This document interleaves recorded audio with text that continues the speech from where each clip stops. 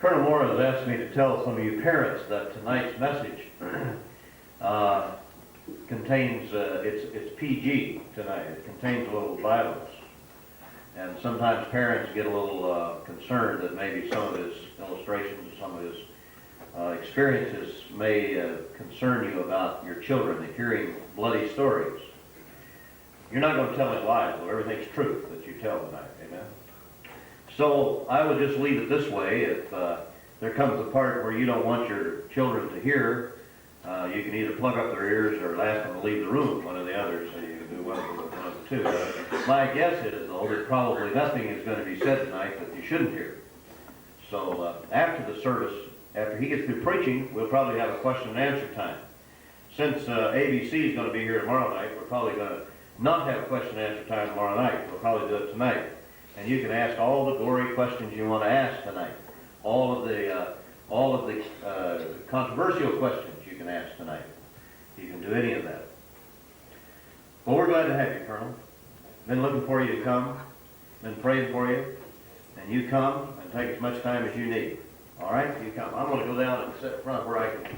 I'm going to sit out where the honey drips out. Well, I'm glad to see that you fellows moved, because I was going to ask you to move. Because I have a pathological, I guess you couldn't call it fear, but I don't like people sitting behind me. I like the old timers that used to, on the old Western movies, you know, where they went into the saloon, they'd always back up in the corner where nobody could get behind them.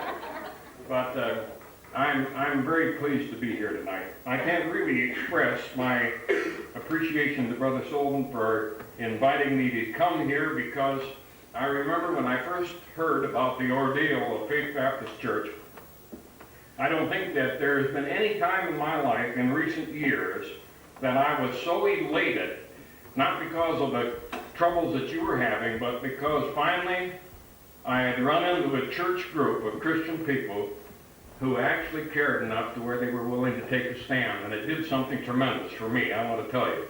It really buoyed me up. And you are responsible for some of my troubles too because of that. Because it gave me added incentive to go out and talk about the truth. Now, I know that you're sophisticated city people, and I'm an old country boy. I was raised on a ranch up in North Dakota, and when I get talking, I get hot, and I don't like to preach with a jacket on. So if you don't mind, I'm going to take my jacket off. I might take my necktie off. I won't go any farther than that. I don't do this Sunday morning, but being that this is on I don't even know tomorrow night with ABC, maybe that'd shock them too much. But it is such a pleasure for me to be here tonight, and this message tonight was specifically designed to give you an idea as to some of the things that I'm going to be talking about tomorrow night and then on Sunday. I think after you heard the message tonight, you'll understand why I feel as strongly as I do about some of the things that are happening in America today. Everything that I'm saying to you tonight is not for shock value. There'll be some shocking things that you hear, but they are the truth, and they are designed to try and wake Americans up. It was a real pleasure, too, to see a lot of old friends here, Paul Johnson, the general down here, who's been a very dear friend of mine for quite some time now. My friends down here that I haven't seen in a long time, and it's really great to be with friends and to be with Christian people that are willing to take a stand. I want to use one verse of Scripture as a basis for what I want to talk to you about tonight. It's a verse of Scripture that is found in the Old Testament in the book of Hosea, chapter 4, verse 6. You've heard it many times. My people are destroyed for lack of knowledge. I want you to notice something about that verse. It's very interesting. It doesn't say that they are destroyed for lack of education. It says they are destroyed for lack of knowledge. And there's a great deal of difference between education and knowledge. We have just hordes and hordes and hordes of people in the United States of America, probably one of the greatest educated nations on the face of the earth. People are running around with PhDs and DDs and MSs and BSs and all sorts of alphabet soup behind their name. And they're nothing but educated idiots when you come right down to it. I suspect that a great share of them probably are hanging around Washington, D.C. I'm not sure of that. Somebody told me one time that the DD behind a preacher's name doesn't always stand for Doctor of Divinity, and that's true. If you don't believe that, you go over into Isaiah 56, 10 and 11. Listen to what it says. I'm going to read this because I think it's quite interesting. It's talking about the people of Israel now. His watchmen are blind. They are all ignorant, not necessarily of book learning, but of the truth. They are all dumb dogs who cannot bark, sleeping, lying down, loving to slumber. Yea, they are greedy dogs which never have enough. And they are shepherds which cannot understand, looking every one to his own way, every one for his gain. Now that's sort of an implication, isn't it? And a terrible implication on some of the people that we have today that are sitting in some of our big churches, unfortunately. Now, a lot of the information that we get today, and through our educated country, we're certainly getting a lot of information, but a lot of the information that we're getting today, unfortunately, just isn't true information. I think an old Arkansas hillbilly up in the Ozark Mountains put his finger on it closer than any person that I've ever heard. A number of years ago, he told me, he said, it ain't so much from not knowing that causes the trouble as it is from knowing so much it ain't so. And I think that there's an awful lot of truth to that. And there are quite a number of you people that are in the room tonight that can look back in American history, say for 30 years. A number of you can't hardly remember back that far, but there are quite a few that can. And if you can remember back for 30 years, I think that you will agree with me that the United States, the people of America, since at least the time of the New Deal, have been hoodwinked and fooled and double-crossed and lied to by just about as disreputable bunch of traitors as has ever existed in any country. And I know we don't like that word treason anymore, but it's a good word and a word we ought to use more often. They have actually been leading this Christian nation of ours into oblivion. And I'm not saying this now to criticize a few fellows that we've had that have had courage to take a stand, because we have had a few Christian men that have stood up down through the years. But actually the American people as a whole have been duped to the point where most of us don't know who to believe anymore. Even some of our church leaders have been involved in this sort of thing. And as a result of that, the American people have become so pressurized in the political pressure cooker of our time that we have lost the virtue that used to be standard operating procedure for most Americans. That was a virtue called righteous indignation. Righteous indignation is the ability to see something wrong and then the spiritual intestinal fortitude, or if you want to use a cruder word, the guts to stand up and do something about it. Now, you go to the average American, and you can try it right down here in the town of Louisville, and I'm sure that it would work out because I've seen it happen many, many places, and go up to a professing Christian person and ask him about a moral issue. Let's say abortion as an example. And many times you get an answer something like this. If you would have asked me that question 20 years ago, I would have said it's wrong, but I'm not sure now. Maybe it's okay now because times change, you know. Well, there's something that we should have learned a long time ago as Christians, and that is that right and wrong never change any more than the law of gravity, you see. And we've been sloshed around in the liberal detergent of our time so much that we've lost our perspective. If you want to know what this liberal detergent is, it's a mind-washing solution that's made up of an ounce of fat dissolved in a gallon of hogwash. And they put just a little bit of truth in it to where you see the truth, and then they slosh it around and with a whole bunch of lies, and people believe almost everything that they hear. And we've lost perspective. Now I'm going to have to tell you another story now to explain what loss of perspective is. When I first went into the service back in the early days of World War II, I was sent down to Camp Polk, Louisiana. I don't know if any of you fellows ever had the misfortune of being at Camp Polk, Louisiana, but it was probably the worst camp anywhere in the United States. It certainly had the most bloodthirsty mosquitoes of any place in the country. We had a first sergeant, a big, tall, skinny drink of water, who claimed that he'd lost 80 pounds in 1 year just from the blood the mosquitoes siphoned off him. He said there was one particular mosquito that every time they went out in the field, it got so much of his blood it used to send him a card every Father's Day. I don't know if it's true or not, but this is what he said. But right outside the gate at Camp Polk, there's a little town called DeRidder. We would call it a county seat up here. Down there they call it a parish seat. And it was typical of almost all the little county seats you find in the deep south with an old-fashioned gingerbread type of a courthouse, and big trees, the big live oak trees on outside, and benches under the trees where all the old timers would sit around and tell about the good old days when they were young. And there was a guy there that had been a professional alligator hunter. And he used to like to talk about catching alligators. And he said something like this: "'Tain't hard to catch gators if you know where to look for them and got the right equipment." But he said there are 5 things that are necessary to be a good alligator hunter. He said you got to have a dull bow, a local bred, a pair of tweezers, a matchbox, and a telescope.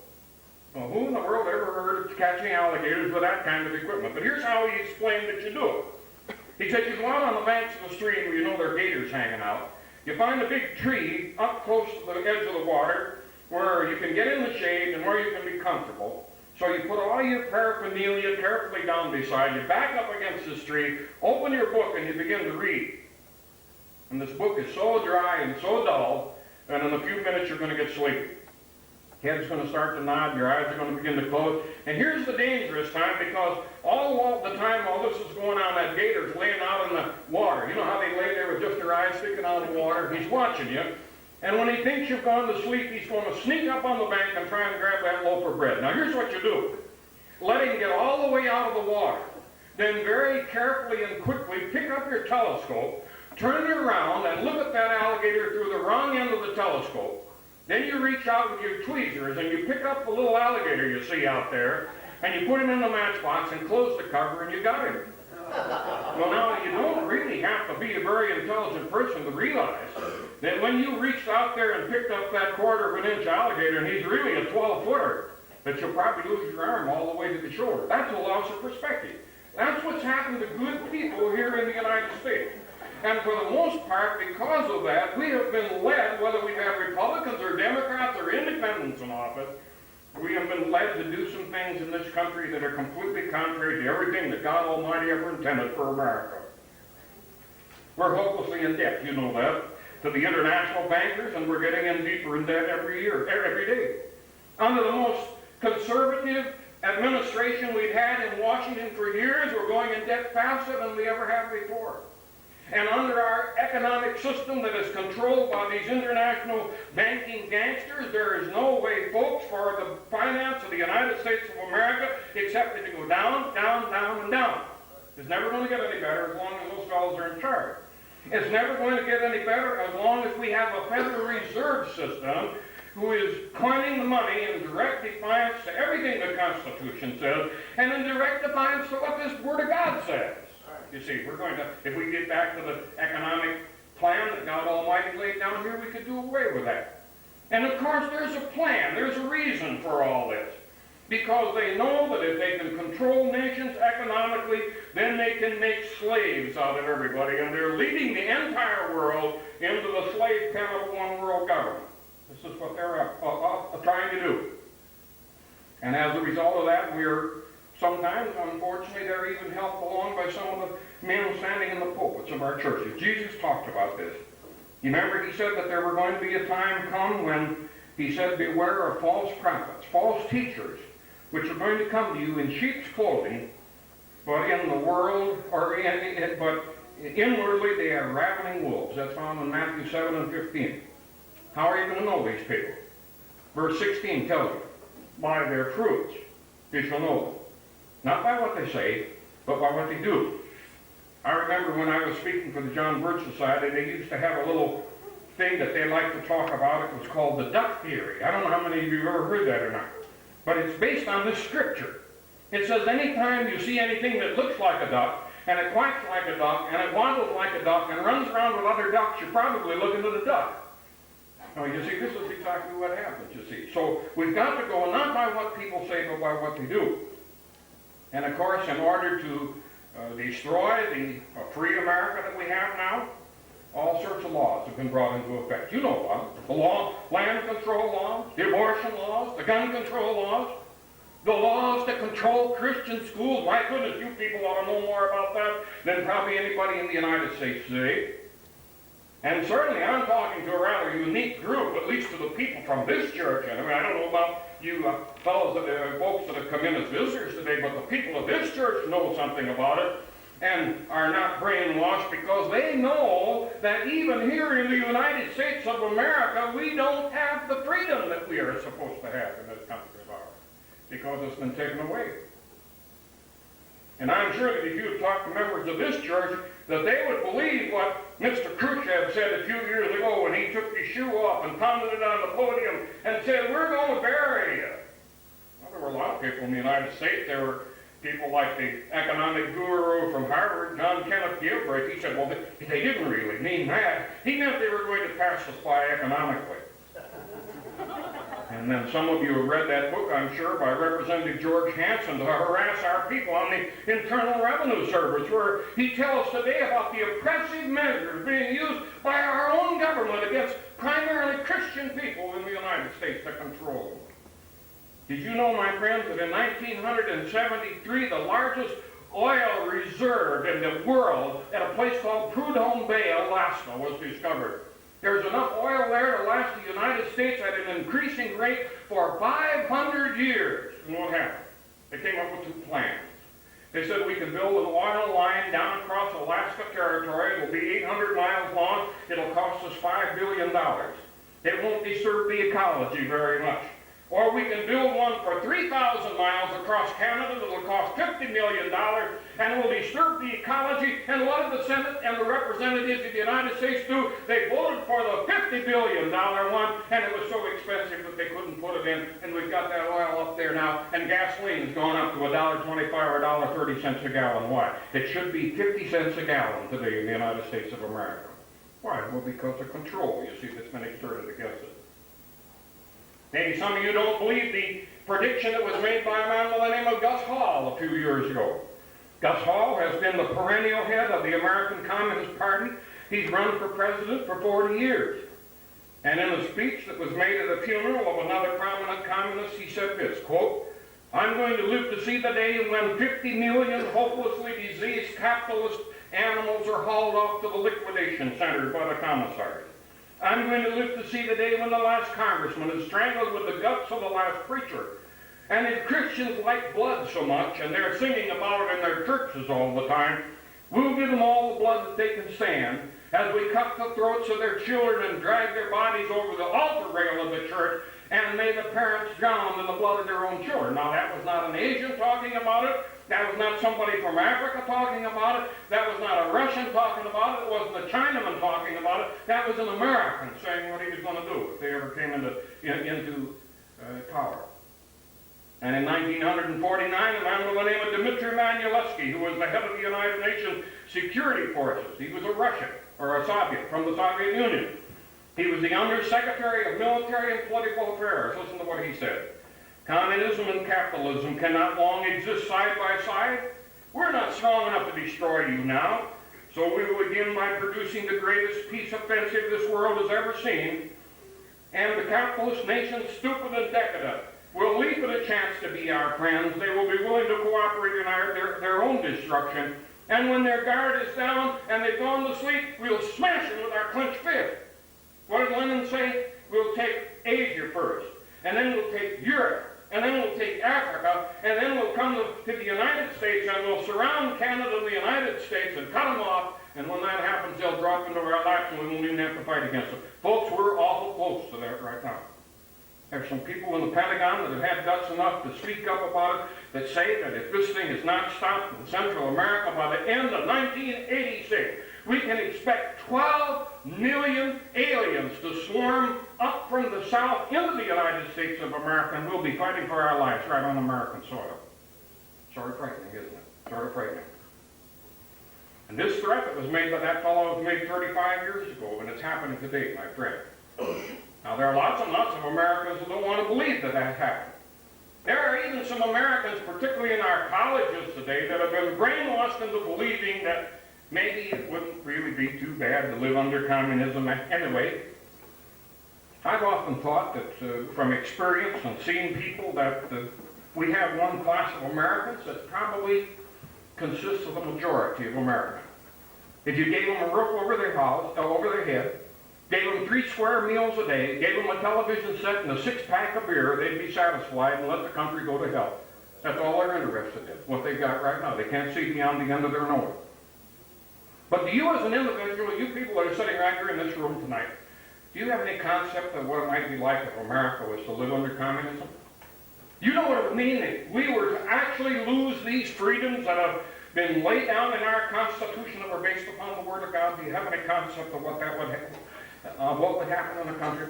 Now, I'm going to try and answer that question to you tonight, and I'm going to have to take you back in time for a little bit. I'm going to have to take you back to 1948, which was a time before some of you young people were even born. And I'm not going to tell you what I read about communism, and I'm not going to tell you what somebody else told me about communism. I'm going to tell you about what I saw. I'm not going to say anything tonight to shock you, primarily for the shocking purpose, because I can tell you very, very plainly that some of the things that I saw happen over there were much worse than anything I'm going to tell you tonight, and I wouldn't be able to even tell you about it in a mixed crowd like that.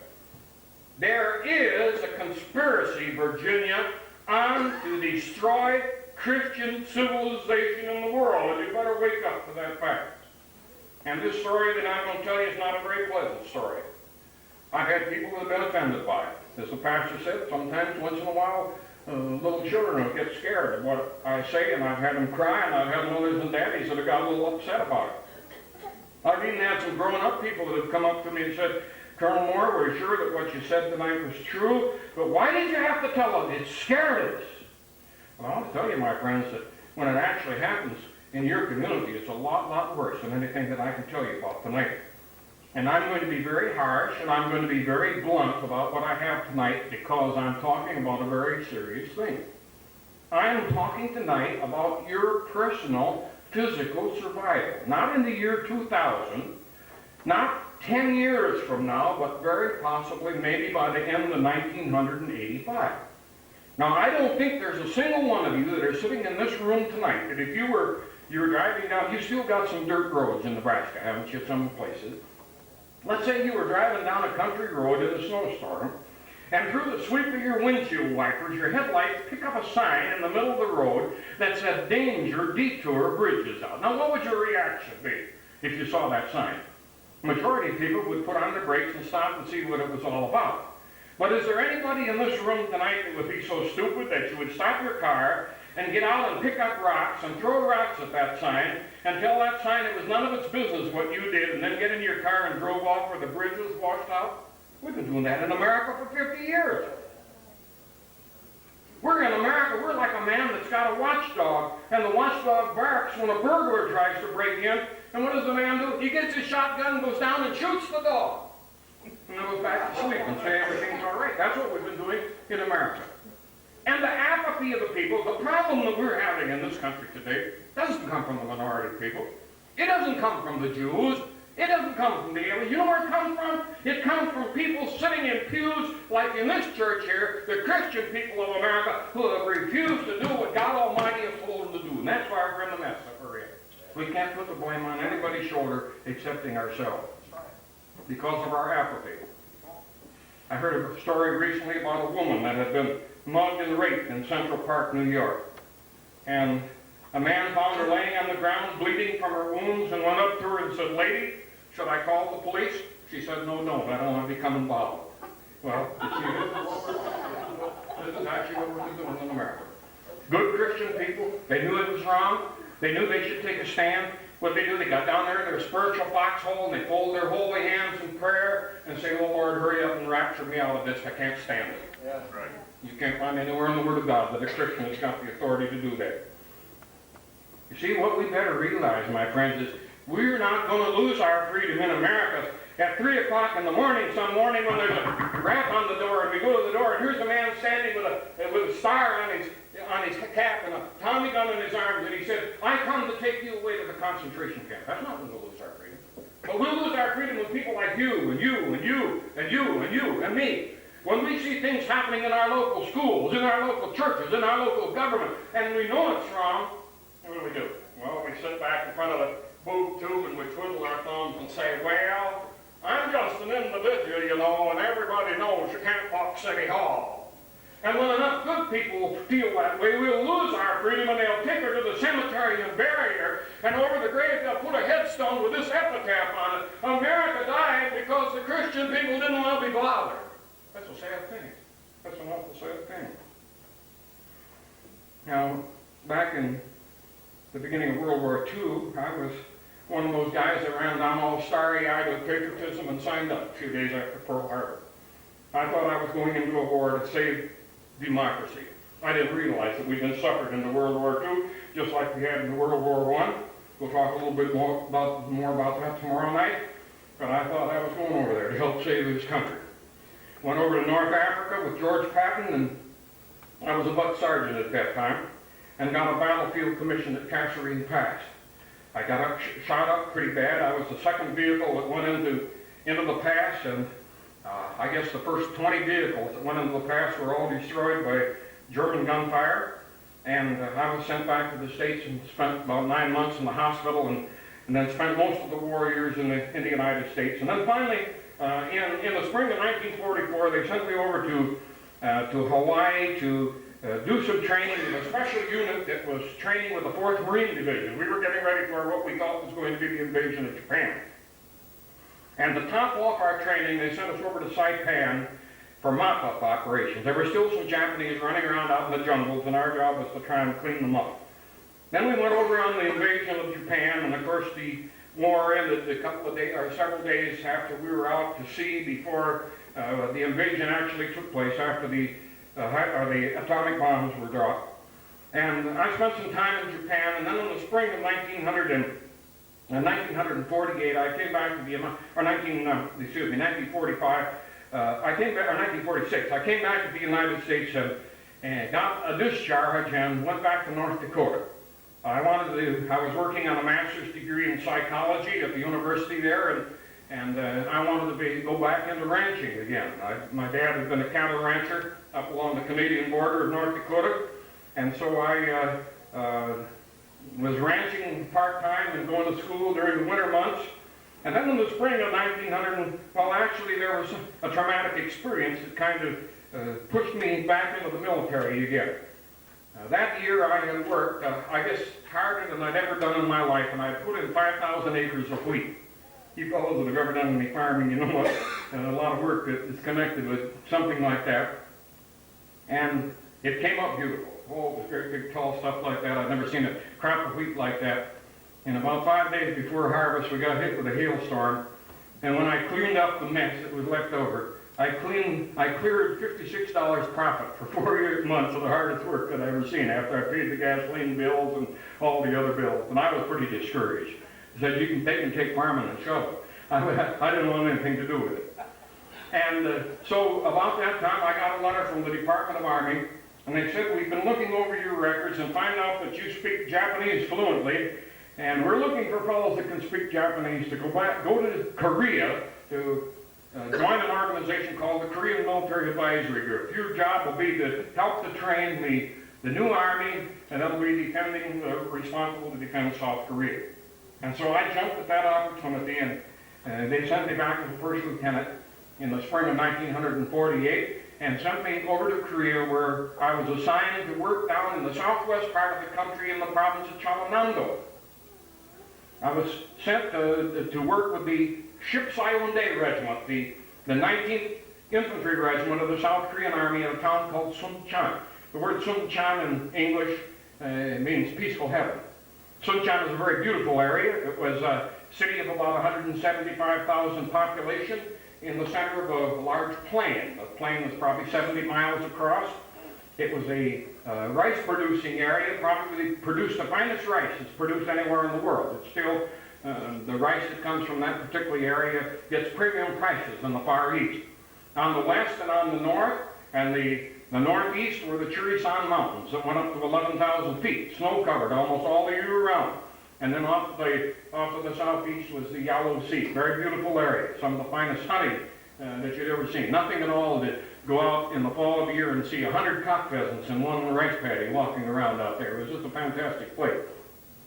We didn't realize that there was at that time underway a specific element in the South Korean government that had infiltrated the military and that were attempting to take over control of the government. Now, if I could give you a little history lesson, and of course, those of you that remember your geography, remember that Korea is off to the off to the west of Japan, and the 38th parallel divides the Korean country in half. The northern half under the control of the communists, and the southern half were protected of the United States. This was done, of course, in 1947, I believe it was, when the division was made. Almost immediately when this division was made, a very strange thing happened in Pyongyang, the capital of North Korea. There was a school begun up there to train communist young men from North and South Korea with one idea in mind. They were being trained to infiltrate across the 38th parallel, to get into the military apparatus of South Korea, to where at a given signal they would take over control of the South Korean government through a military coup, like we see down in Central America all the time. And if you can imagine a young man going to school for 27 months, this course lasted 27 months, and they went to school 12 hours a day, 7 days a week without a break for 27 months, being indoctrinated into communism and means of doing that.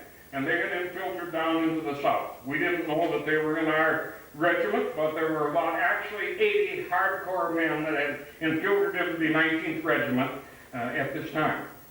On October the 25th, I think, or the 26th of 1948, I was called to a meeting up at the town of Gwangju, which was 90 miles to the north, up in the mountains, which was the province capital. And on the morning of the 28th of October, about 5 o'clock in the morning, I got a radio message from the police chief in Suncheon, fellow by the name of Chung Sun Si. He said, "Mohr-san, I wish you'd get back down here as quickly as possible." He said, "Your regiment is revolting against the South Korean government, and they're in town shooting up my police." Well, I wasn't really too upset by that, because we were always having trouble between the soldiers and the policemen. Back in those days, when a Korean boy got in trouble with the law, many times the judge would say to him, "You've got a choice, you can either go to jail or you can go into the army." So many of them went into the army, and they didn't like policemen very well. They were always fighting. One of my big jobs every Monday morning was to take a couple of 2.5-ton trucks and go down to the police station and bail all the GIs out that the policemen had thrown into jail over the weekend. So I figured probably this is what had happened. But to make certain that we could handle the situation, I took an infantry company of South Korean troops, about 180 men, loaded them on trucks, a few machine guns, and that was about the heaviest stuff that we had. And we headed on down this twisting 96 miles down to the city of Gwangju. We got there about 9 o'clock in the morning, I guess. As we came in from the north into the city, we could hear that there was some kind of a firefight going on, because we could hear machine gun fire. There were some pillars of black smoke coming out. Every once in a while there was an explosion that sounded like it might be a light mortar going off.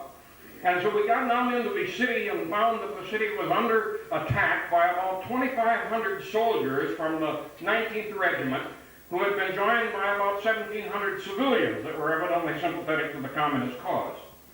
These 80 men that had been in the regiment the night before during the night, had overpowered the guards on the armory, and they had taken over a shipment of about 5,000 brand new M1 rifles that had just come in from the United States with about 3 million rounds of ammunition.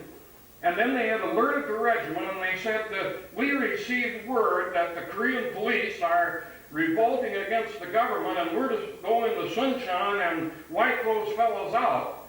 And of course, it made them pretty happy to think that they had a legal opportunity to take a crack at the policemen, so they jumped at the opportunity, and about 2,800 of them took off into town. Well, they'd been fighting for 5 or 6 hours when finally their leaders told them, "Well, now, we weren't quite true with you. You're the guys that are doing the revolting, but don't worry about it, fellas. We're going to take over the government in a few days. You just stick with us and everything's going to be all right."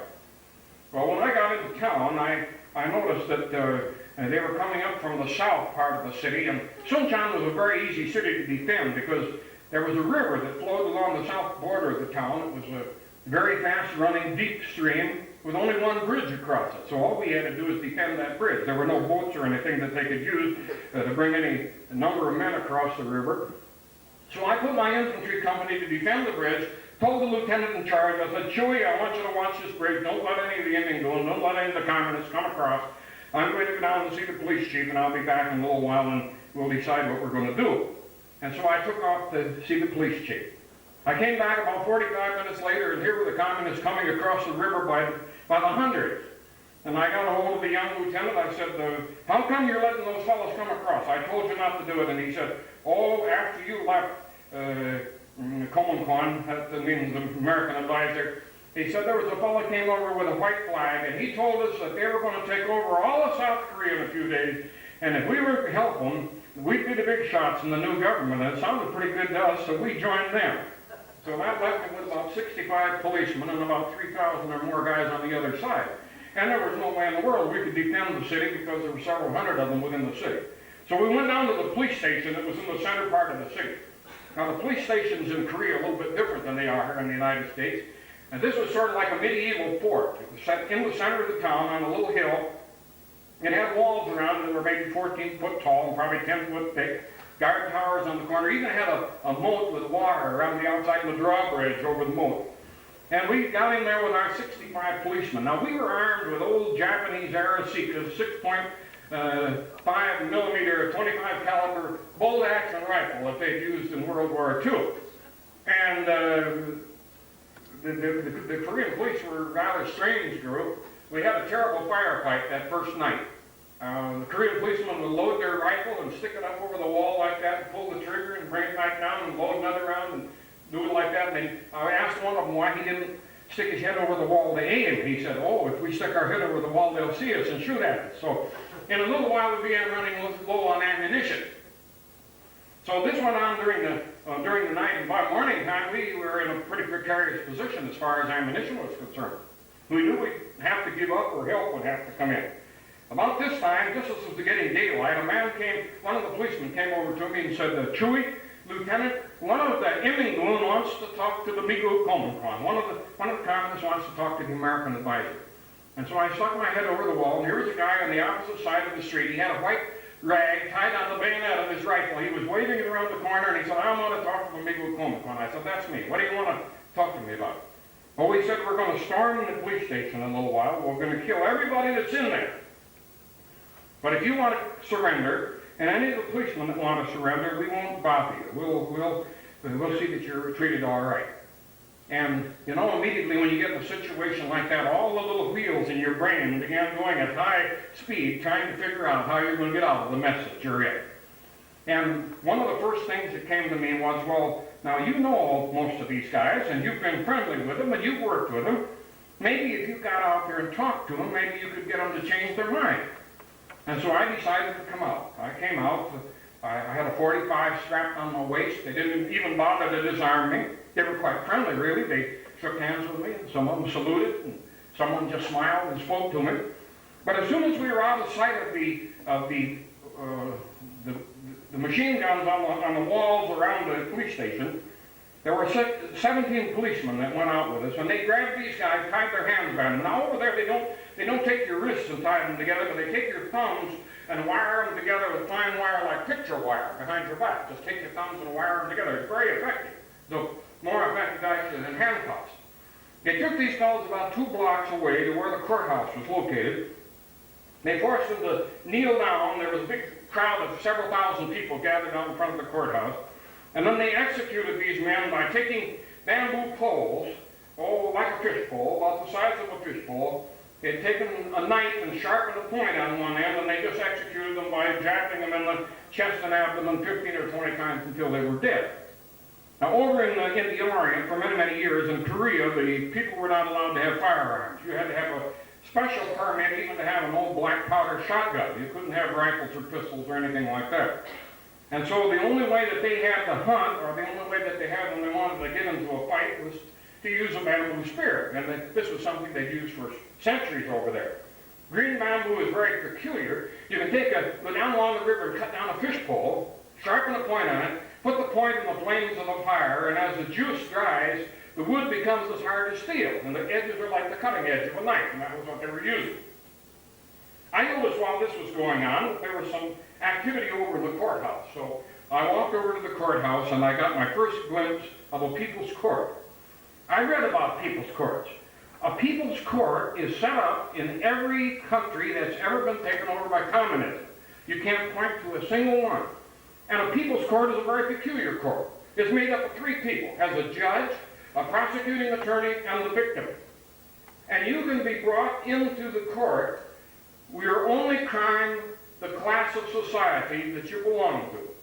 If you belong to the class of society that the communists call the bourgeoisie, that's a property owner, this automatically qualifies you to be brought before a people's court.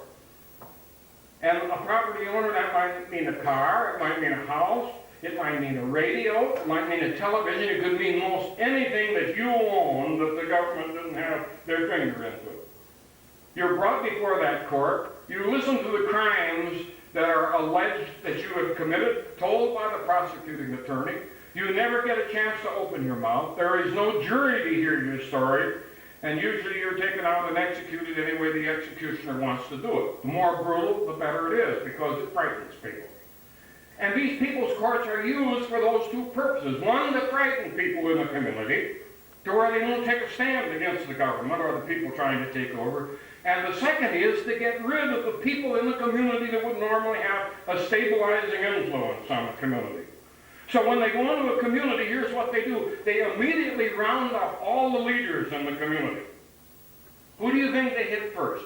Every time the Christian leaders are the first to go that are picked up. Why? Because they have more of a stabilizing influence than anybody else. Then they're the politician, the police chief, the mayor, people in public office, school teachers, professors, people like this, and they're brought in and they are executed brutally. The more, as I say, the more brutal you are, the more it frightens the people. I have noticed while I was standing there looking into the courtroom that there was a flower bed out in the square in front of the courthouse. The courthouse, right in front of the courthouse, there was a street, two lanes of traffic going in either direction with a sort of a little parkway in between where flower beds and trees and this sort of thing. And I have noticed in this flower bed a bamboo pole that was maybe, I guess, 3 inches in diameter with a point sharpened at one end, and the point was set maybe 5 foot above the ground. I couldn't understand what it was for. But while this was going on, they brought out the police chief. He was a little short guy, about 5 foot tall, maybe weighed 180 pounds, a little short, heavy-set guy. By the name of Chung Sun Si, man about 25 years of age. 4 men picked him up and just rammed him down onto that sharpened point. And of course, you can imagine the agony. He was screaming and hollering and trying to lift himself off this pole that was soaked with his own blood, and of course he couldn't get any purchase. While this was going on, they brought out his wife, who was, I guess, probably around the same age, maybe 25.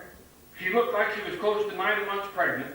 She was raped in the streets at least 20 times in front of these people, openly, and then literally chopped into pieces until she was running, screaming through the city streets with her breast chopped off, spattering blood on everybody around her. I was standing not any farther than from here to those flowers when they attacked her, and her blood spattered all over me.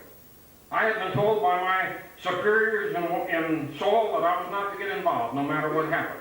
That I was down there only as an observer. I was not to get involved in any kind of a fight of any kind at all. You see something like that, sometimes you forget what you've been told. And when that happened, I had to do something. I don't know what I intended to do, but I remember reaching back for my pistol. I can't to this day even figure out what I intended to do, but I had to do something. And when I reached for my pistol, somebody cracked me over the head from behind, and when I woke up, I was laying down in a prison cell. I don't know exactly where it was. I think probably it was under the police station. It was completely dark. Have you ever been in a room that was so dark that you couldn't see any sign of light anywhere in the room at all? No sign of any kind of light at all. I couldn't see my hands in front of my face. They'd stolen my wristwatch from me. And all I could hear from the outside was once in a while I would hear the rifle shot. I would hear the shouts of drunken soldiers, hear the screams of women in the distance, and then every once in a while a whiff of burning human flesh would drift into the cell. If you never smell the odor of burning human flesh, it's the most nauseous, absolute nauseous odor that you can imagine. It was so bad that for years and years later, for 15 and sometimes almost into 20 years, I'd wake up screaming in the middle of the night, and I could actually taste that smell in my mouth. 20 years later, after that happened, it was so vivid. I don't know how long I lay there. I think probably it was about maybe 4 days or 3 days. They didn't bring me anything to eat, nothing to drink. My lips had swelled up and cracked from the lack of moisture to where the lips had cracked and bled. And then about the 4th day, I guess it was, there were 4 men that took me up into the police, or into the courthouse. The courtroom was was a big room. It was probably the size of maybe 4 basketball gymnasiums. Had double swinging doors in the back, glass doors. And I remember that it was jam-packed with people. I don't know, maybe 3,000 people standing. There were no seats in it. And across the front of the room was a platform about this high, and it went clear across the front of the room. And the only furniture on there was one of those old-fashioned heavy oak tables. Some of you folks can remember back to the old dining room tables that maybe Grandma had, where they had the fancy carved legs, and then on the bottom, instead of having a caster to roll along, there was a glass ball that you pushed the thing across the cart. It was something like that. And then on the end of the table, a big heavy oak chair with big wide arms, maybe that wide, probably weighed 75 pounds or so at that end. And then sitting behind the table was a little man with a black, high, mousy tone type of a jacket and a little black skull cap. He was sitting there writing. As they brought me through the door and the people turned around and saw me, they began to holler out, "Send no, kill the no good American." Now, I've been scared in my life before. I've been in combat. I didn't believe it was like to be scared, but I don't think I was ever frightened as I was that morning. It was just almost an inhuman type of thing. They brought me up through this crowd of people, many of them that I knew. Many of them had been friends of mine. And here they were hollering for me to be killed. They were slapping me. They were scratching me, pulling my hair. There was one woman that reached out and cursed me and scratched me down the side of my face to where there were 5 bloody furrows down the side of my face. 2 days before this incident, her little boy had got hit by a truck. I had seen the accident, picked up the little fellow. He was about 8 years of age, hauled him down to the hospital, paid the doctor's bill, which was about $10, which wasn't very much for me, which was probably a month's salary for his mother. She had been so friendly and been so considerate of me at the time, and here she was screaming for me to be killed. I couldn't understand it.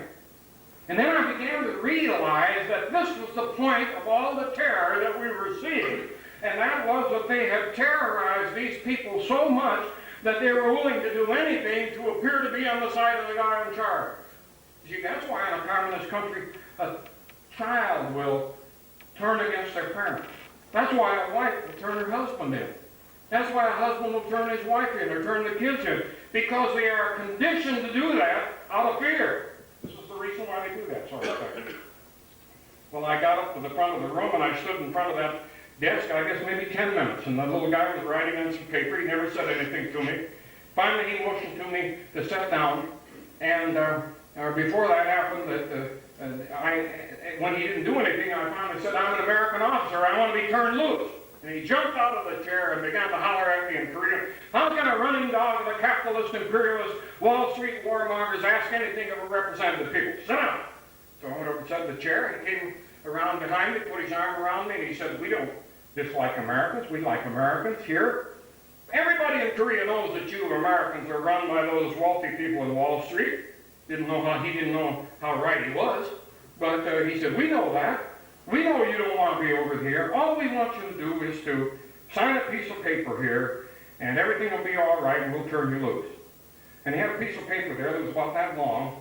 It was rice paper. I don't know, any of you fellows in the Orient know, you probably remember what rice paper looked. It looks sort of like a high-grade toilet paper. And here on this thing was written with a paintbrush, similar to Chinese characters, 30 things that America had done to Korea. As I remember, number 28 or 29 was we wanted to make a state out of Korea. I never could figure out that one, but anyway, that was there. And he said, "I want you to sign it." Well, I don't remember saying no. I don't think I shook my head no.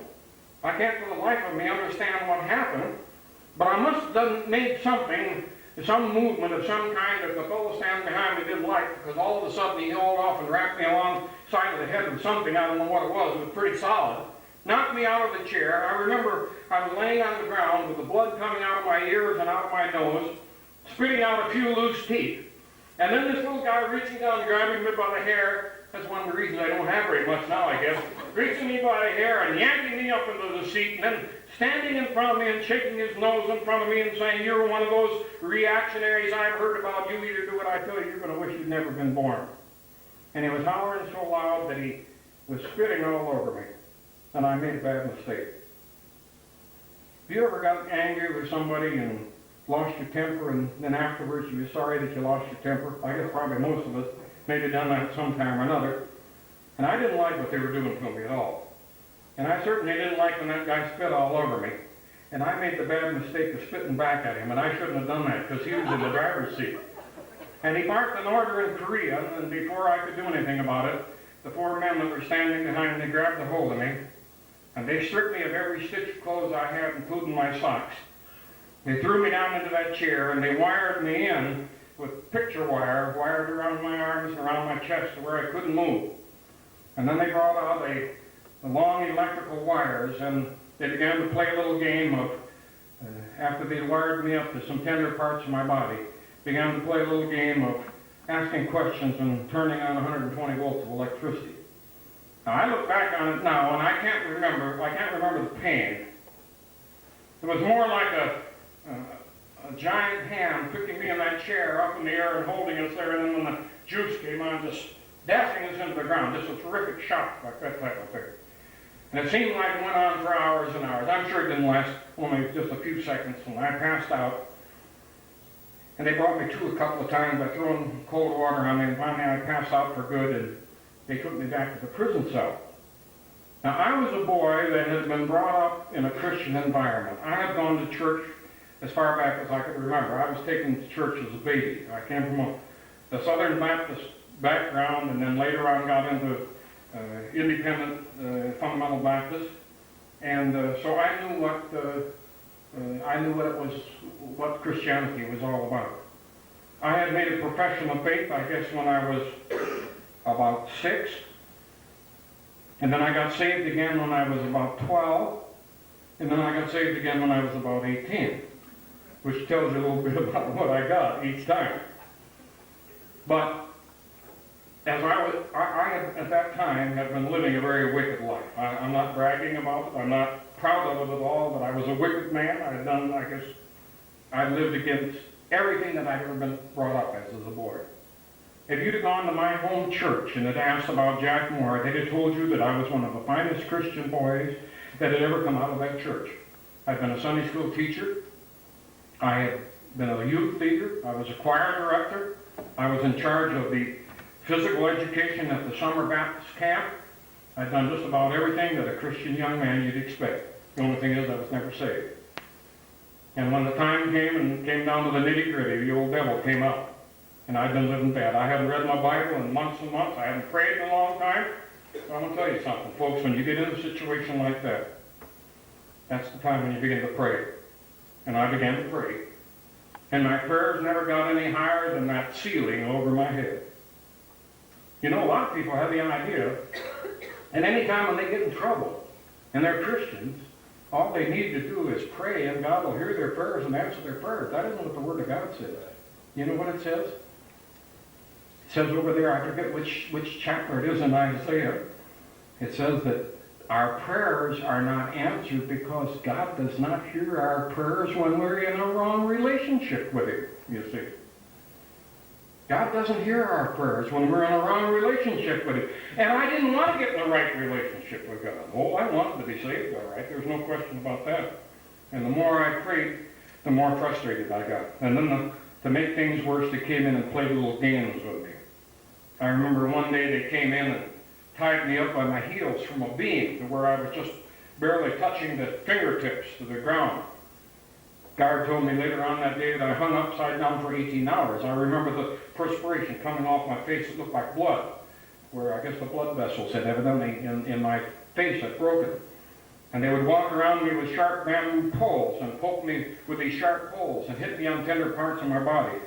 And the pain was so bad, it was like every joint from the tip of my fingers to the tip of my toes being slowly pulled apart and a red-hot wire being inserted. Now, that's the only description I can give you. And I thought I was going to lose my mind. I thought I was going to crack up mentally. I think I was more afraid of that than anything else. And God had prepared Jack Mohr evidently for that ordeal. I've been raised by a foster mother. My parents were killed in an automobile crash, and I guess I was 3 years old. And I was raised by a German foster mother who was one of the toughest old gals that I'd ever seen. Man, when we were at home, we lived on the farm, and every morning when I got up, while I was doing my chores, I had to memorize a Bible verse. And on Sunday, before I could eat Sunday dinner, I had to be able to repeat all 7 Bible verses I learned that week. And I thought she was about one of the meanest women I'd ever said. I actually, at times, thought I hated her because she was very, very strict disciplinarian. But when I was in that situation and thought I was going to crack up, you know what happened? I began to remember the Bible verses that I had learned 30 years before almost at my mother's knee, and by repeating the Bible verses, I was able to turn my mind off and didn't even know what was happening to me, to where I didn't feel the pain. I think that was the only thing that got me through it. They cut me down, took me back to the prison cell, and the next day a couple of men came and took me out into the courtyard. Out in the courtyard, I didn't have any idea what was going on. I still had no clothes on of any kind. They wired my hands behind me, and then they took a shoelace, like you find in a man's hunting boot, a leather shoelace, maybe that long.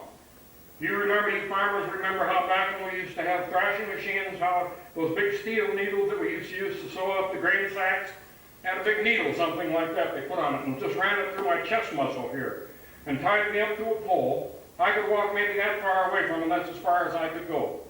I couldn't get the flies off. I was covered with blood all over my face, and of course the flies just swarmed all over me. The sun was hot.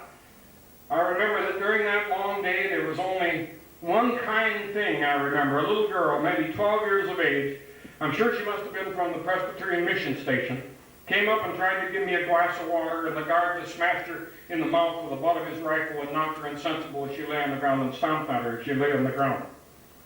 And I stood there from about, 9 or 10 o'clock in the morning until after dark.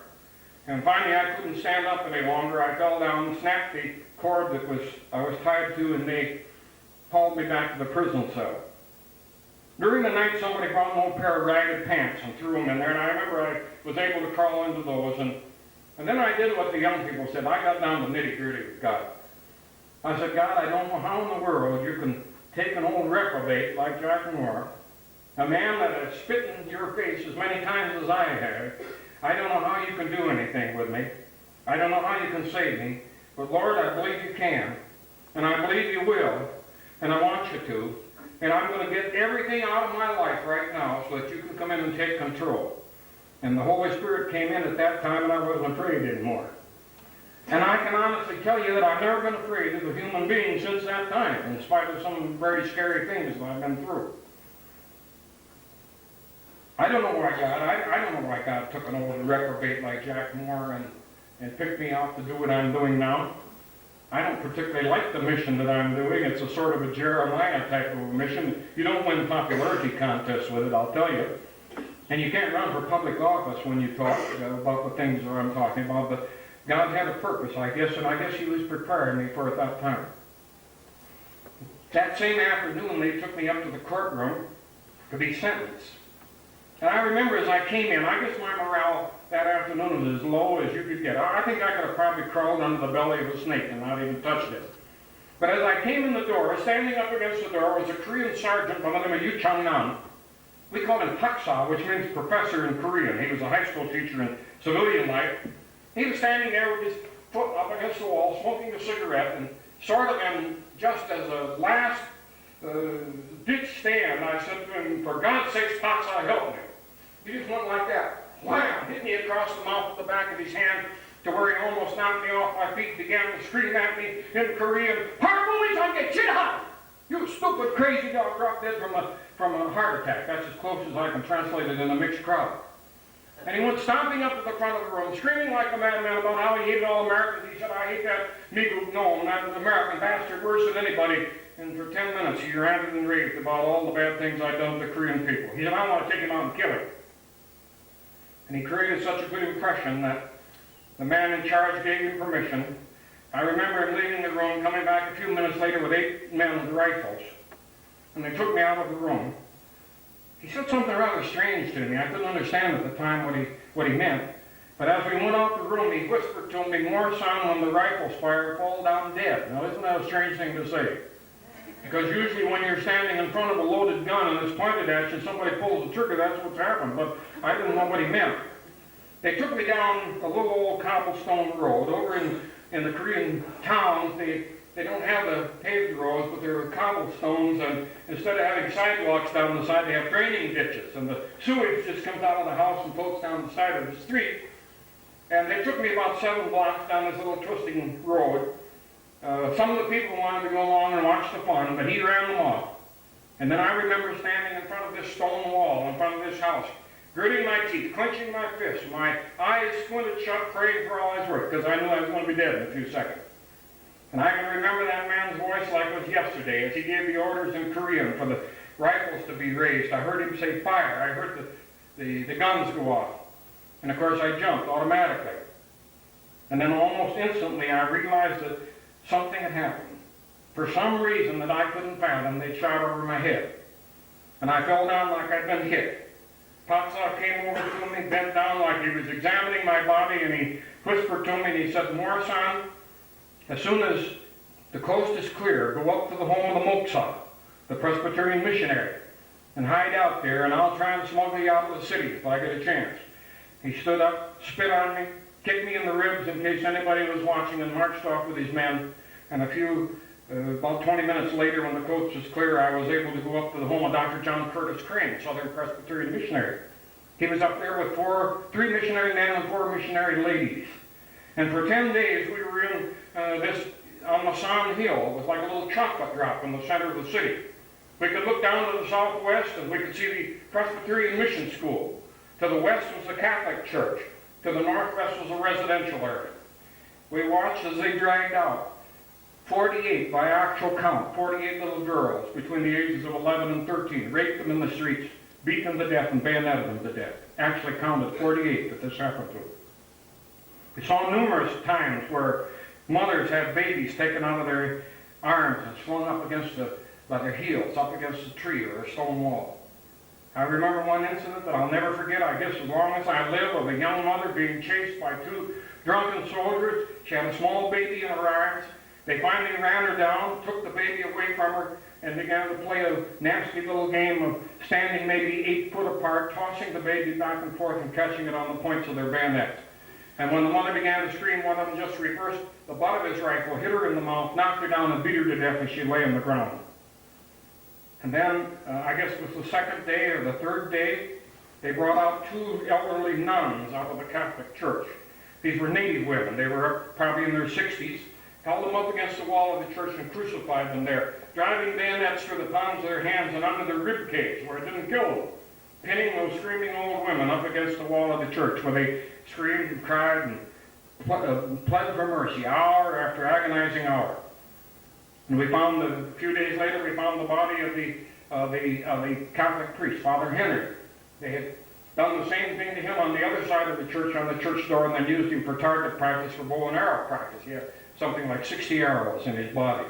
And they had evidently started on the outside to where the agony lasted as long as possible.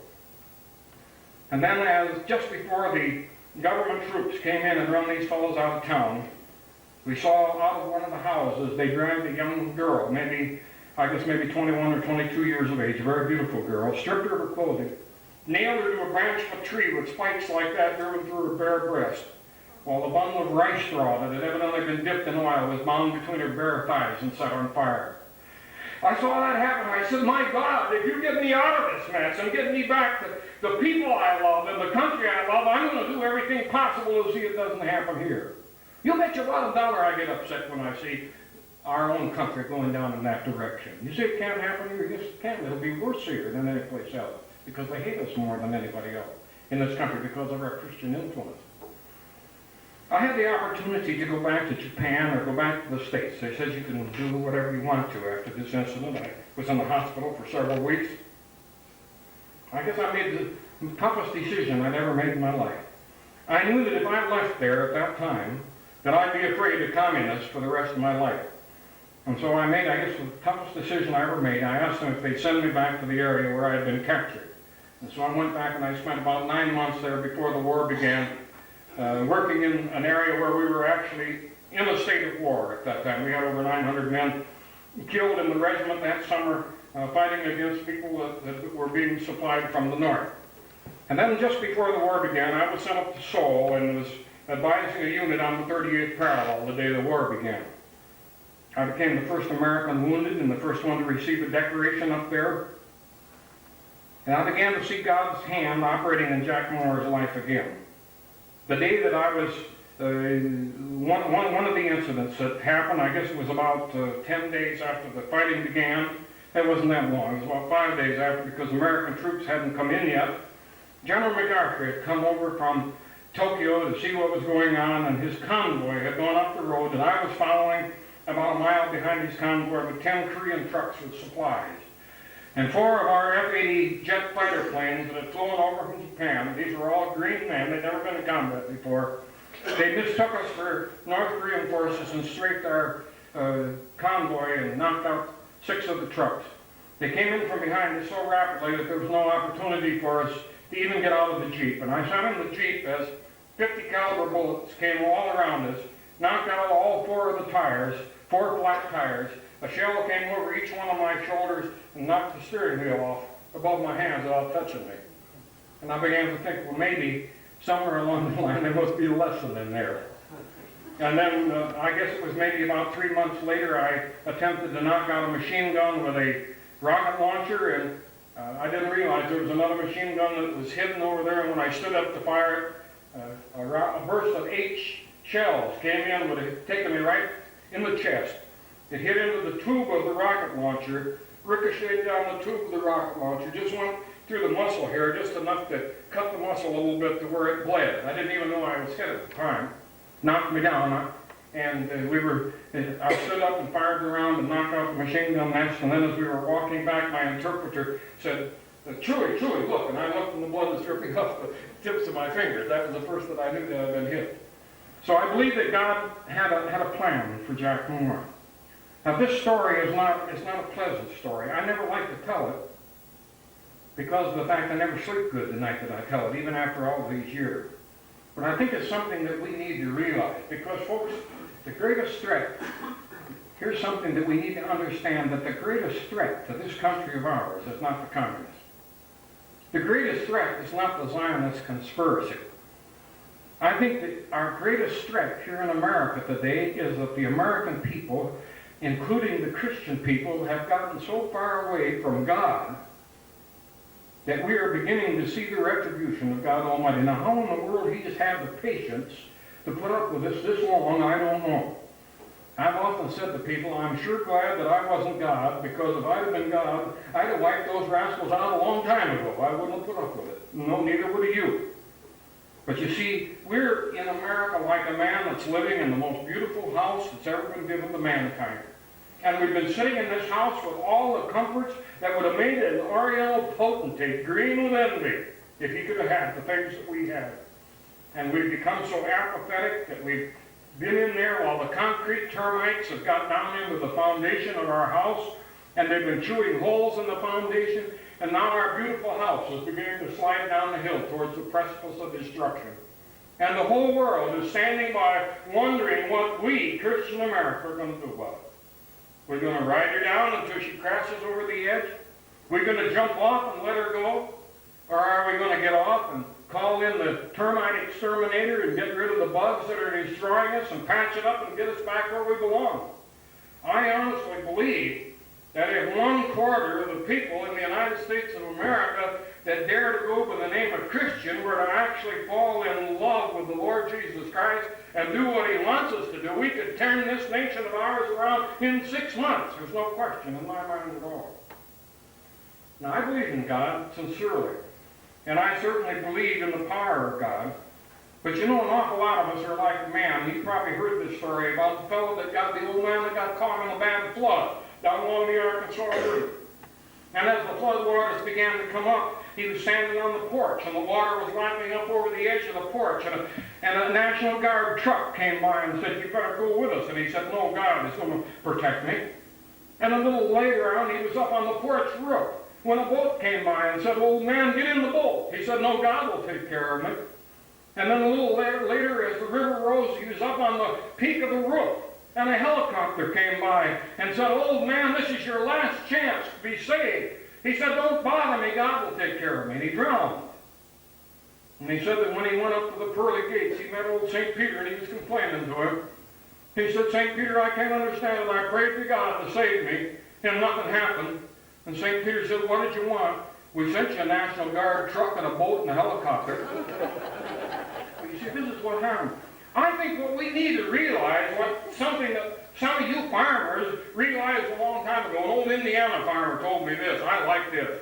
He said, in order to be for corn, you got to be against weeds. And if you've ever done any farming, or any of you ladies ever put in the garden, know that you can't be for weeds and be for a good garden at the same time. And that's exactly what the Word of God says. Listen to the Apostle Jude. Contend for the faith delivered unto the saints. You know what that word contend means? It comes from the Greek word epiagonize. We get our word, English word, agonize for it. But in the original Greek, it gives you the picture of two men in the Roman arena fighting with each other till one of them either drops of exhaustion or until he dies. And then there's another verse of Scripture that ties into that, Hebrews 12:4. Ye have not yet resisted unto blood, striving against sin or against evil. How many Christian people do you know that are willing to put their life on the line for what they believe? Well, thank God there's some people in Faith Baptist Church that believe that, I believe. Otherwise, they wouldn't have taken the stand that they did, and I thank God for it.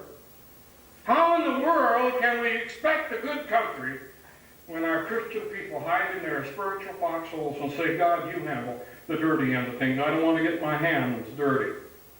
And folks, the future of this country of ours, the future of our children, the future of our grandchildren lies in what we do, because God's not going to do anything for us until we're willing to go by the provisions that He's made. You know, there's a formula for our survival that's laid down just as clear as can be. It's found over there in 2 Chronicles 7:14. I have it engraved on my stationery. If my people called by my name, who in the world, and all of the world is called by the name of Jesus Christ, the Christian people, isn't it? He says, if my people called by my name will humble themselves and pray and seek my face, and then a condition, and turn from their wicked ways, then will I hear from heaven. I'll forgive your sins. Now heal your land. We need to pray for that. But we need to pray like my old grandfather used to do.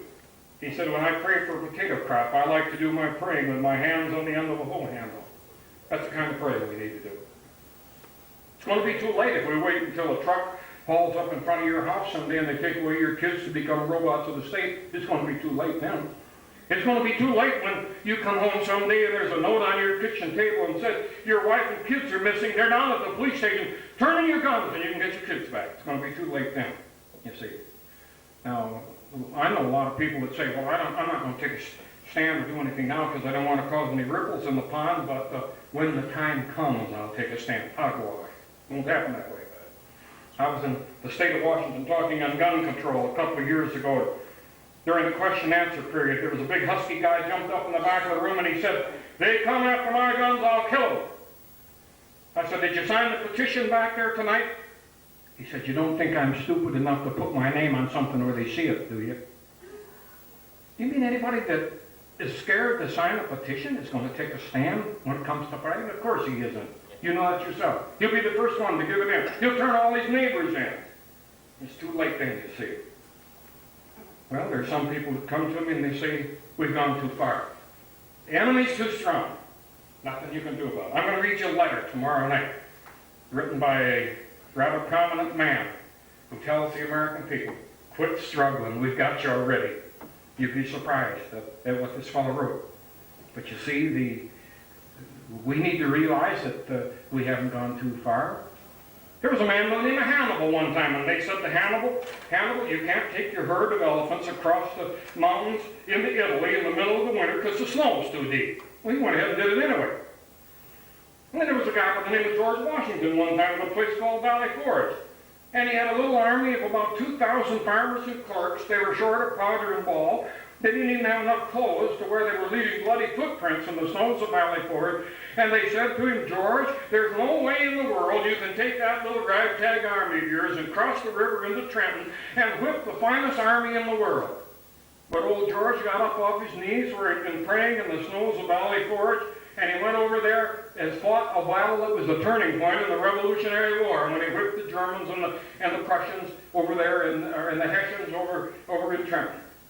And I remember that bitter winter of 1951 up in Korea when the American Marines were surrounded by the enemy. They were outnumbered 30-1. There wasn't a chance in the world that they could get out alive.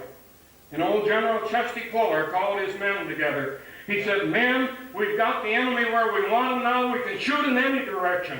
And they brought them out. They came out alive. Some of them died. But they brought their dead men out. And they brought their wounded men out. And they came out with honor. You see, that's the sort of thing that we need to do. We need to realize, folks, that our freedom wasn't bought and paid for at golly wars. That was only the down payment on our freedom. But in closing, here's one idea that I want to leave with you. Something I want you to consider.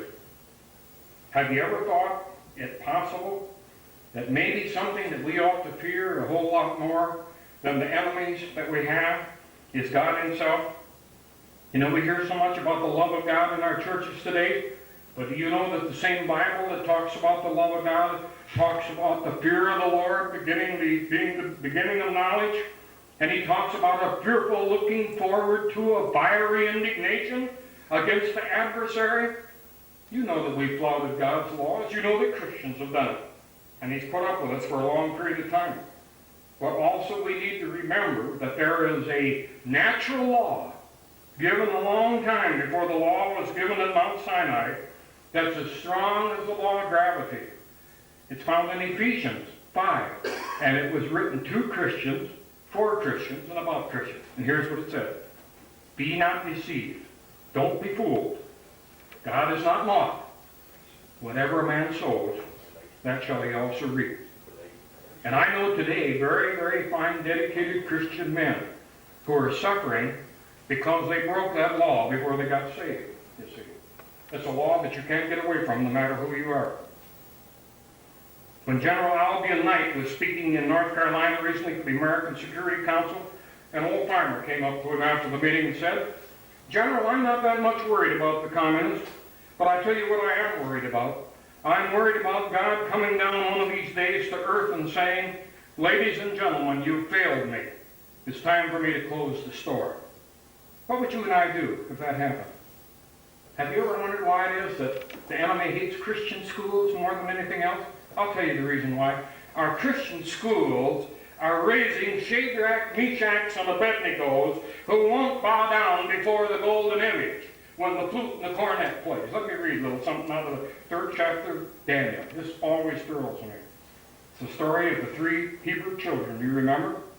And how they refused to bow down before the golden image. And Nebuchadnezzar in his rage and his fury commanded that they bring Shadrach, Meshach, and Abednego. When they brought the men before the king, and Nebuchadnezzar said unto them, "Is it true, O Shadrach, Meshach, and Abednego, do ye not serve my gods, nor worship the golden image which I have set up? Now if you be ready at the time of the sound of the cornet, the flute, the harp, the sackbut, the psaltery, and the dulcimer, and all kinds of music, if ye fall down and worship the image which I have made, well. But if ye worship not, ye will be cast into the midst of the fiery furnace. And who is that God that shall deliver you out of my hand?" Listen to this thrilling answer those young men gave.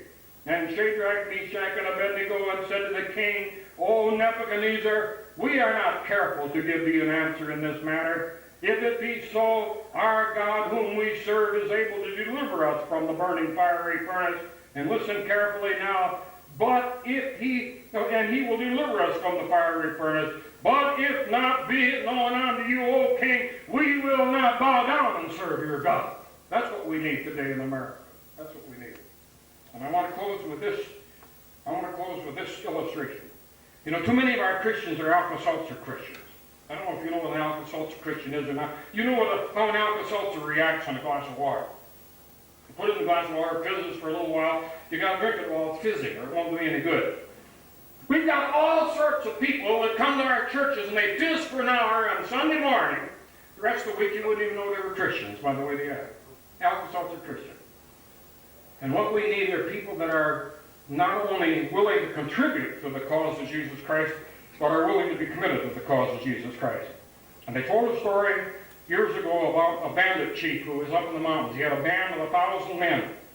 And he had been followed by the king's army of about 30,000, and they cornered him up in this cliff in the mountains. And the king's ambassador went up to him and said, "If you surrender, the king will forgive everything that you've done against him." And the bandit chief called one of his young men over to him and said, "Young man, jump off that cliff." It was about 2,000 feet down. And without a word, the young man saluted him and jumped to his death. He called another young man over and said, "Young man, take that dagger out of your belt and plunge it into your heart." And without a word, he saluted his chief and plunged the dagger into his heart and fell down dead. And then the bandit chief turned to the king's ambassador and said, "You go back and tell the king, I've got 998 more men like those two. And by day after tomorrow, I'll have the king tied up with my dogs." And when the word got back, the king took his 30,000 men and left the country as though the devil was after him. That's what's going to happen in this country if Americans wake up, if Christian Americans wake up and take the stand. We're going to see miracles happen in America, but it'll never happen until we are willing to get right with God and do what He wants us to. Thank you, and God bless you.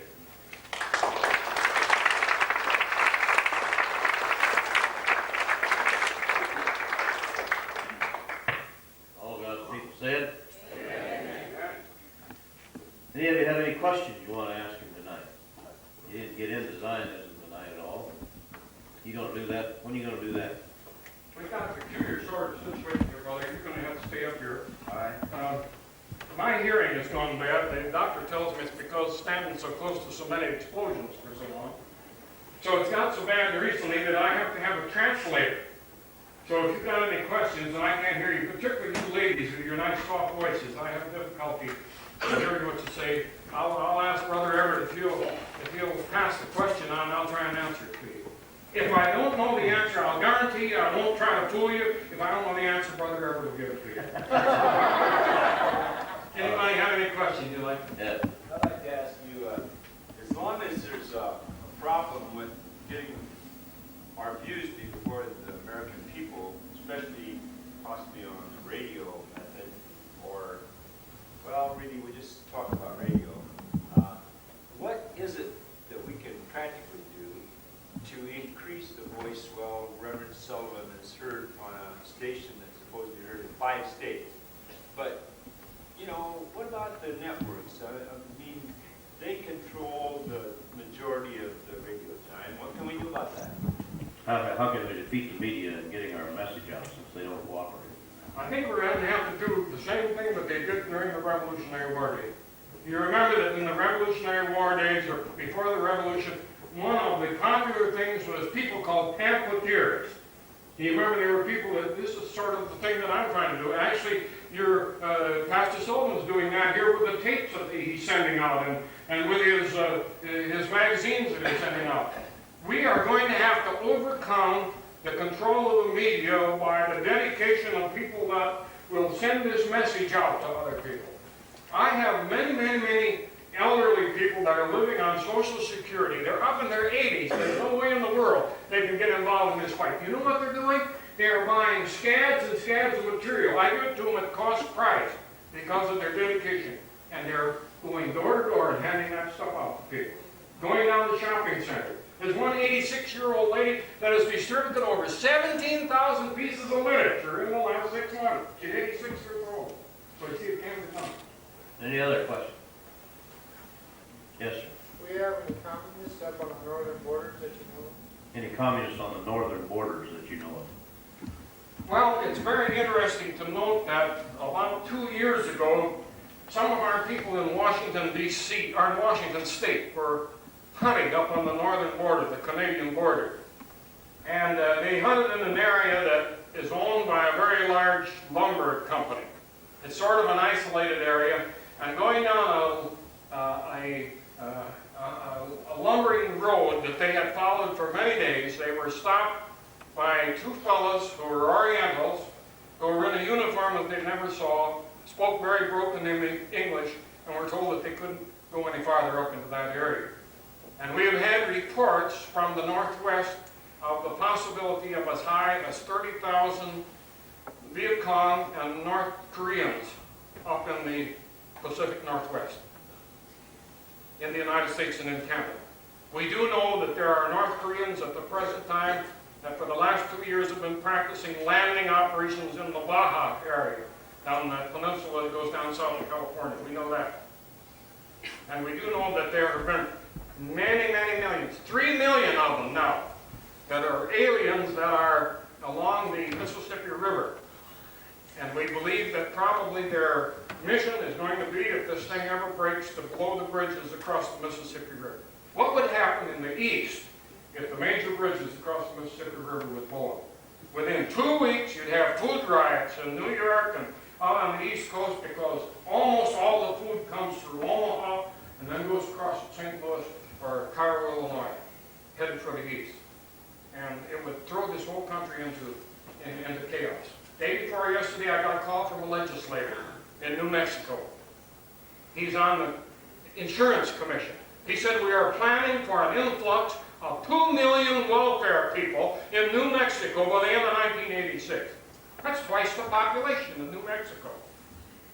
And I asked him where they're coming from. He said they're going to be war refugees from Central America and possibly from Mexico.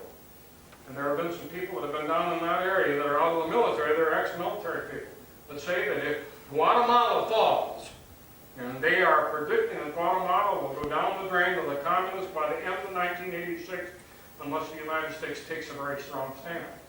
You know what's happened every time President Reagan has tried to do anything to strengthen our stand against communism? He's been slapped down by the Congress of the United States. He hasn't been slapped down by the communists in the United States. He's been slapped down by our own people that are supposed to be protected, our people in the United States, you see. Men, there are 247 men in the Congress of the United States of America right now that belong to an organization called the MCPL, Members of Congress for Peace Through Law. They are dedicated primarily to bringing the United States of America into a one-world government under existing world law, and their first thing they have to do is disarm America before they can do it.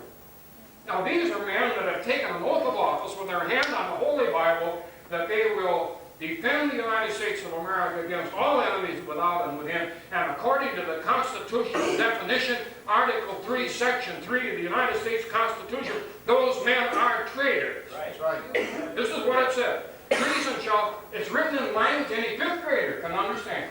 Treason shall consist only, 1, levying war against the United States, 2, adhering to her enemies, 3, giving them aid or comfort. And that covers a lot of territory. And we don't like that word treason anymore.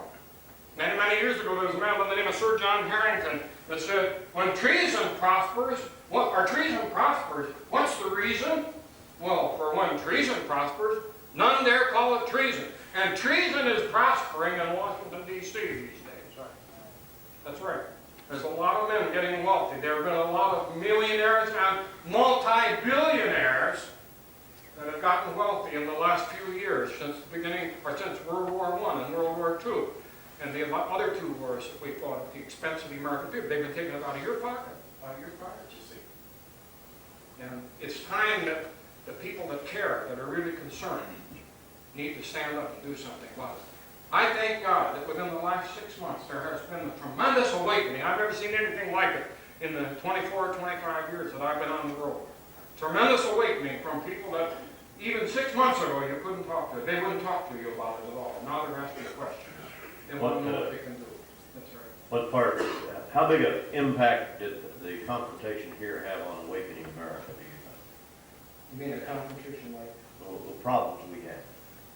Well, I would say that it has been one of the major issues in the minds of Christian people, concerned Christian people. I mean, the liberal Christians, they kind of skid over it, but what we would call conservative, patriotic Christians that are really concerned with the welfare of the country, I would say that probably what has happened in Faith Baptist Church has been one of the major impacts. That, I would say that, and possibly the Gordon Call affair was another one, and not so much the shooting of this man over in Kansas. That didn't get the play the other did, but I would say probably those two incidents are two of the... You mean shooting a man here in Nebraska?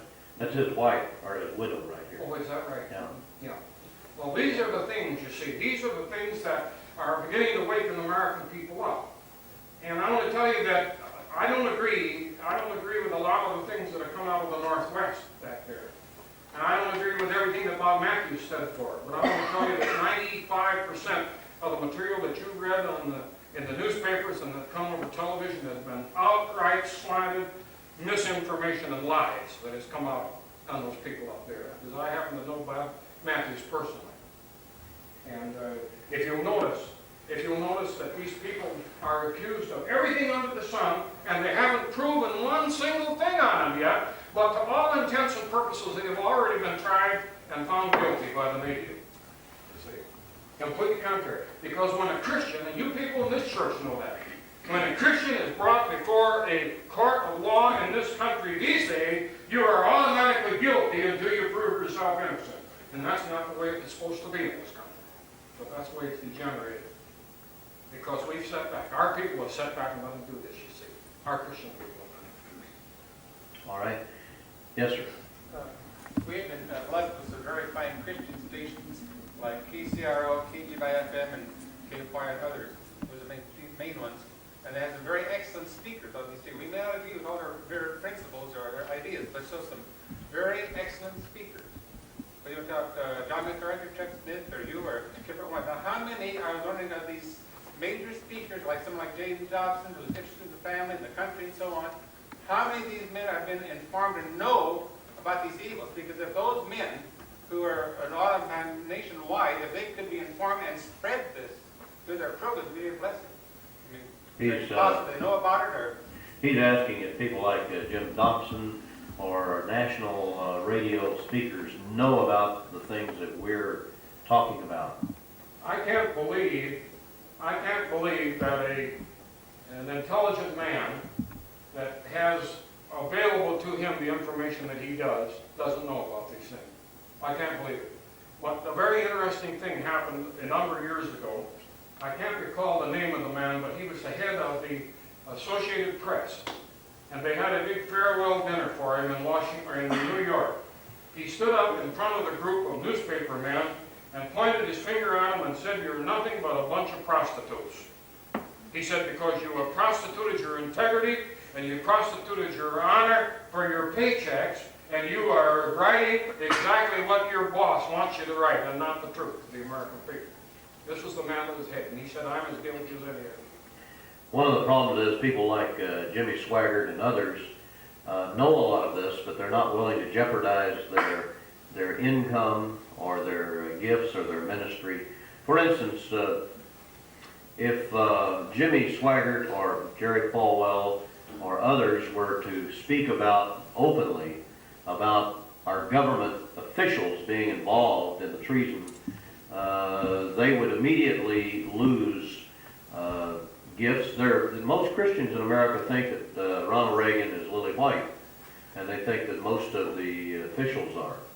And they're not willing to jeopardize their incomes for those kind of things. Plus the FCC is a problem in that area. Yeah, let me give you a little example of what I saw happen when I was in the military. And I don't want to get too far into this because I can talk 2 hours just on this one thing. But in 1962, I was in Ethiopia with the military. And they had a famine over there in the northern part of Ethiopia, which is the province of Eritrea. One year they sent 8,000 tons of wheat, and we sent 8,000 tons of wheat on American ships, paid for by the American taxpayer, a gift to the Ethiopian people. Now I knew about this because I was in charge of the convoy that hauled the wheat from the ships up to the villages. We watched the Ethiopian officials sell it for a high price, pocket the money, and when we went to the State Department representative, who was the State Department counsel, he told us it was none of our business what happened, what the Ethiopian officials did. This was State Department business. Keep our mouths shut. And he said to me, "If you say anything about this, I'll see that your military career is ruined." I went back and wrote a letter to my Congress, or to my senator, and within 3 months, the stuff hit the fan, and they harassed me so bad that after 4 more years, I finally gave up in disgust and got out. I was planning on staying in for 30 years. I got out after 24 because they harassed me, because I was trying to fill the picture. And you cannot today, as an official of the American government, stand up and tell the people the truth, because if you do, you're out. Just like that. They won't put up with it. They won't put up with a man that will honestly tell the truth about what's happening. They can't afford to. Even today in Ethiopia, would you say that a large portion, at least my understanding, a large portion of the food that's sent to Ethiopia today is sold by the communist government? Yeah. There's no doubt about it at all that that the communists are taking much of this food and using it for political motives. For instance, the northern province of Eritrea, which has been in rebellion against Ethiopia for a long period of time, are getting very, very little of that food, and they're using that as a tool to control people. Food has always been used to control people, back through the history of the world, even back to the time of Joseph, when they controlled people. When they got done, you remember when Joseph got done? They owned everything, the Pharaoh owned everything in the land of Egypt, because of the people for food. This speech reminded me on George Washington's vision. Any one of you ever read this? Yes. Yes. Now, I said a while ago that I come from the Catholic background. I've got saved. I come from Germany in 1925. And I struggled my way through. I come to the Lord. I got saved. 2 years later, I got the baptism of the Holy Spirit. And during the years, God gave me more and more of His gifts, including prophetic gift. And there's a sentence or two I would like to say. God speaks. He spoke through me again and again. He said, soon a great upheaval is going to come. Only those people which hear my still small voice and obey, they shall live and not die. Thus saith the Lord, thy God, thy Redeemer. Well, I've had many people that have said to me, aren't you afraid for speaking out as you do? Aren't you afraid that something bad will happen to you? There was a time when I was, yes. When I first started, I was very afraid about it. And then the Lord spoke to me one night, and I can't tell you how. I don't know whether it was a vision. I can't say that it was a vision. I don't think He spoke to me in an audible tone. But I was so sure in my heart that I had peace from that moment on. And that was, son, as long as you're doing what you want me, what I want you to do, and I have a use for you, there is no power on heaven or earth or hell that can touch you until I get ready for it. Now, I'm not going to run out and walk in front of an 18-wheeler on the highway and prove that. That's stupid, you see. That's stupid. And when I go armed wherever I go, because I've got several threats against my life. But I'm not going to stay awake nights and not get a good night's sleep because those fellows are scared of me, because that's what they want to do. That's why they do what they did to Faith Baptist Church, to scare the other Christians in Nebraska to where they won't take a stand. And they've been pretty successful in lots of places by doing that. We can't afford to let them do that, you see. I wonder if you think that the government agents are trying to get us to start some kind of confrontation with them by claiming that we are the ones that want a confrontation, so that, they can start something. Because I've read in sources that they believe that they're putting out that we want confrontation and we'll do anything to get it. Armed confrontation I'm talking about. She's asking if you believe the government agents want us to start the confrontation so they can react. Yes, I think so. There is no doubt in my mind that in almost all of these confrontations that have taken place, if you've ever studied the case of Gordon Call, there was no reason at all for the confrontation to take place as it did. It was completely contrary to good police procedures, the way they went against Gordon Call. The same way against this lady's husband, the same way. Completely contrary to good police procedures, the thing that they did. And I believe that what they want to do, they want to push people to the point to where they react. And then what they're doing now, they're trying to get across to the American people, through the media, brainwashing the American people, that anybody that is a Christian patriot is the danger to the country. And then when the time comes, you see, if something bad happens, they say, well, those crazy Christians, they're to blame. If they hadn't been so outspoken, this wouldn't have happened to them, you see. This is the way they operate. They're very, very clever in doing this, satanically clever in doing this. That's what Nero did, wasn't it? Yeah, this is right, exactly. All right, Eric. What is your reaction to what they pulled off in Philadelphia? Your reaction to the Philadelphia burning and bombing of the homes and so forth. I actually don't have quite a lot of admiration for that black police chief for taking the stand that he did. Now, any time when you have women and children killed in the confrontation, it's a sad situation. I didn't feel sorry for the men. I was personally acquainted with this group down in southern Missouri that had that confrontation that looked like there might be a shootout down there, for a while. I warned that man 5 years ago that he was headed into exactly what had happened there, and he wouldn't listen to anybody. And I told him then, I said, I could care less about you fellows. You know what you're doing. You're adults. You know what you're doing. But for God's sake, think about the women and the children. He said, all of us are going to go before we get into the government. So it's a sad situation there. I really don't know how they could have handled that any different than they did, unless it would have just been a long, long, long confrontation. I don't know. I can't answer that question for you. I don't know whether I would have handled it that way or not if I had been in the situation. He's been trying to ask for one. Is there something we can do to try to get the truth across to the people in our military and the police? Is there anything we can do to get the truth to our police and military? What can we do? Yes.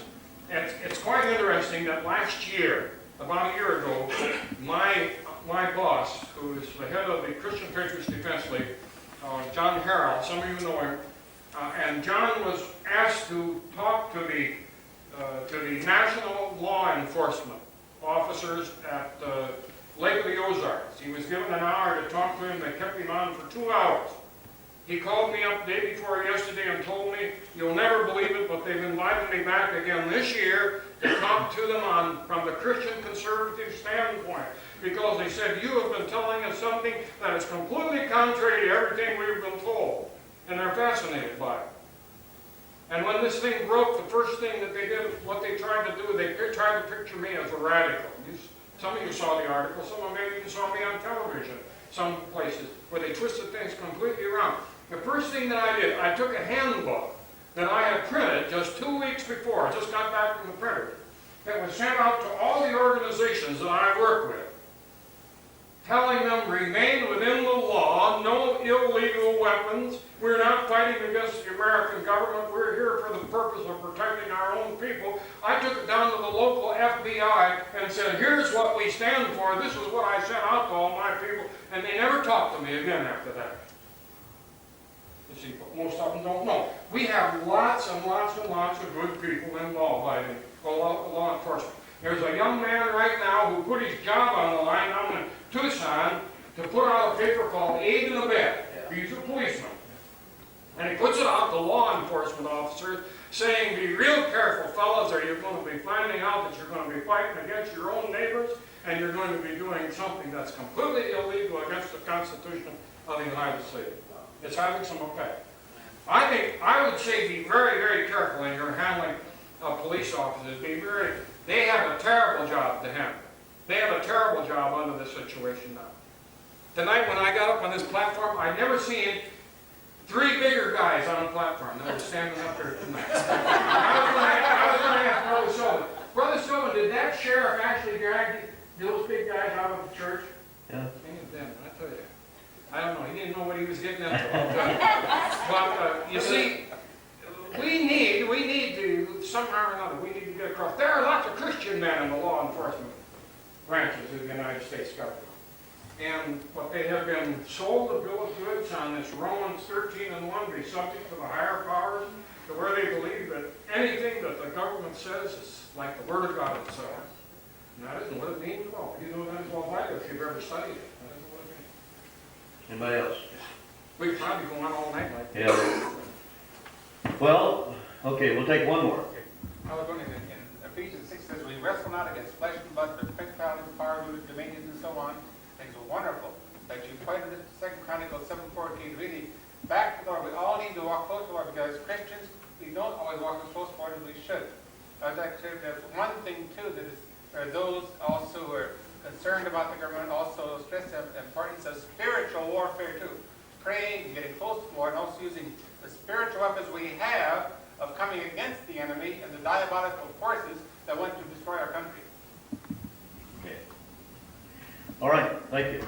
Before we leave, when you stop at the book table out there, I think most of the things have the prices marked on it. The tapes have been reduced in price. The $5 tapes are all $3. There is one set of 2 tapes. They're normally $8. They're $5. So when you buy that, remember that. A single tape's are $3 and the double tape is $5, in case you want to. But it's been a real privilege being here. And Pastor, I appreciate the privilege of the invitation to be here. He'll be back tomorrow night at 7:30 and Sunday two services, so you be sure to be a part. We're going to interview him. He'll be on our radio broadcast for a few times.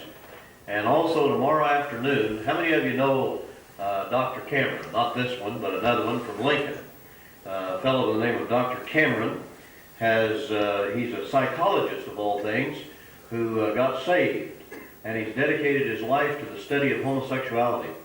And he's dedicated his entire life to overthrowing the Freudian theory of psychology. And we're going to be interviewing him tomorrow at 4 o'clock. He's coming over, and we're going to get a briefing on the latest things in the Sodomites area. So we need to listen to the radio broadcast. We'll be having him on there also. All right, let's stand, please. Don't forget to stop by the table, and also you can visit with Brother Mohr as you go out. And we're videotaping these. I know this brother from Red Oak is, and we're videotaping them.